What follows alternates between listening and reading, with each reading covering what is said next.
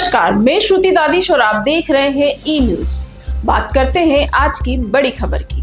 वो मंच जहां सवाल पूछे जाते हैं, जवाबों की परतें उधेड़ी जाती है और सच्चाई को सिस्टम की चादर से बाहर निकाला जाता है। आज बात उन मौतों की जिनकी न तो आवाज सुनाई दी और न ही इंसाफ दिखाई दिया। राजस्थान पुलिस की हिरासत में 2 साल में 20 लोगों की मौत हो चुकी है। अब आप सोचिए, कोई आम अस्पताल होता और वहां इतनी मौत होती तो डॉक्टरों का लाइसेंस तक छीन लिया जाता।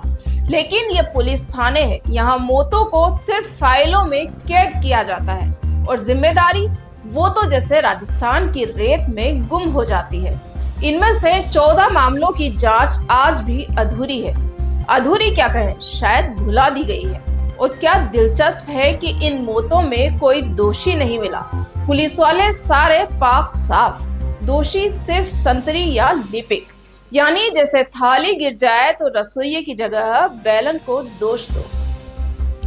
जब अदालतें कहती है कि हिरासत में हुई मौत पर जवाबदेही तय होनी चाहिए, तो हमारी व्यवस्था कहती है बीमार था, मर गया, और क्या कर सकते हैं। आइए अब उन घटनाओं को याद करें जिनके आंकड़े सरकार के पास है, लेकिन इंसाफ किसी के पास नहीं। टोंक के देवली थाने में उमराव मीणा की अचानक तबीयत बिगड़ी और अस्पताल में मौत हो गई। पुलिस ने कहा हार्ट अटैक था। अब सवाल ये है कि जबरन पूछताछ के दौरान दिल पर बोझ इतना कैसे बढ़ गया। जयपुर सदर थाने में मनीष पांडे नामक युवक ने हिरासत में फांसी लगा ली। सवाल ये है कि आखिर फांसी लगाने का सामान थाने में कैसे पहुंचा। अगर ये खुदकुशी है तो इस सुविधा के लिए जिम्मेदार कौन है। झुंझुनू में एक और आरोपी कुमार गौरव को हीट स्ट्रोक हो गया। पुलिस का कहना है कि गर्मी बहुत थी। क्या थाने में एसी बंद थे या किसी और कारण से शरीर जवाब दे गया। खेतड़ी थाने में पप्पू राम मीणा की सीने में दर्द से मौत हो गई और जवाब फिर वही, तबीयत खराब थी। हर मौत पर बयान एक जैसा क्यों है और हर रिपोर्ट में पुलिस निर्दोष क्यों है। किशन प्रजापत का मामला तो और भी दर्दनाक है। शांति भंग में गिरफ्तार हुआ युवक पहले ही घायल था। जेल प्रशासन ने चोट के कारण लेने से मना कर दिया, फिर उसे थाने में वापस लाया गया और अगले दिन उसकी मौत हो गई। शांति भंग की सजा मौत हो सकती है। ये शायद सिर्फ राजस्थान पुलिस के पास ही नया कानून है। सूरतगढ़ थाने में एक और आरोपी नरेश ने कथित तौर पर सुसाइड कर लिया। पुलिस का कहना है उसने रेलिंग से लटक कर जान दे दी। लेकिन क्या थाने की रेलिंग अब इतनी सुलभ हो गई है कि कोई भी आकर वहां फंदा लगा सकता है। और क्या सीसीटीवी फुटेज या जिम्मेदारी तय करने की कोई व्यवस्था है। 2 सालों में दर्ज 20 मौतों में से आधे मामलों में जांच पूरी नहीं हुई और बाकी में कोई दोषी नहीं निकला। यानी या तो मौतें खुद चलकर आती है या पुलिस की एक ऐसी ट्रेनिंग हो गई है जिसमें दोष से बचना एक अनिवार्य पाठ बन गया है।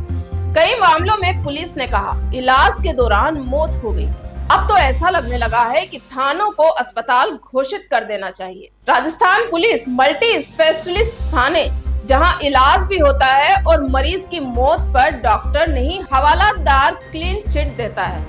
सबसे दुखद यह है कि इन मौतों को लेकर सरकार की प्रतिक्रिया भी वही रटी रटाई है।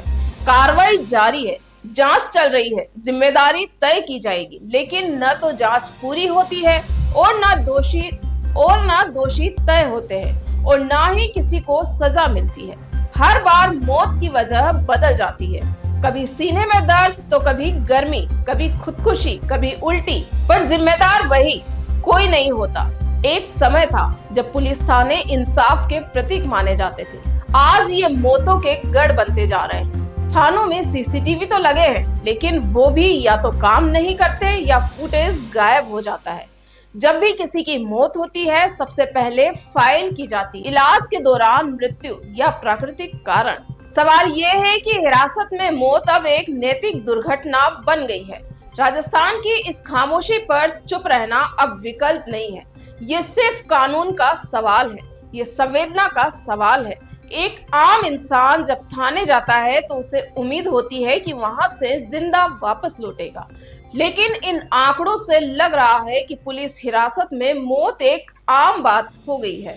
इतनी आम कि सिस्टम को अब अफसोस भी नहीं होता। आज की बड़ी खबर यही कहती है कि जब तक इन मौतों की जवाबदेही तय नहीं होगी, जब तक दोषियों को सजा नहीं मिलेगी, तब तक पुलिस थानों से उठती हर मौत की चीख हमारे लोकतंत्र के गाल पर एक तमाचा होगी। सवाल पूछिए, आवाज उठाइए, क्योंकि ये सिर्फ आंकड़े नहीं, इंसानों की लाशें हैं और अगर हम चुप रहे तो कल इनमें कोई अपना भी हो सकता है।